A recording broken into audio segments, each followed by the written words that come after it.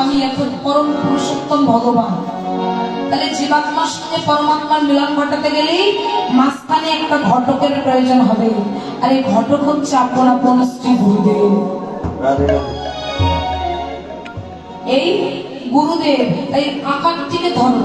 আবার আমরা যদি অন্য দিক দিয়ে যাই, মাঝখানে সেটা হচ্ছে মায়া, রস রন্ধস্ব রস, মাঝখানে একটা মায়া, ওই মায়ার আবদ্ধ হয়ে আছে যা জীবাত্মা পরমাত্মার কাছে যেতে পারছে না।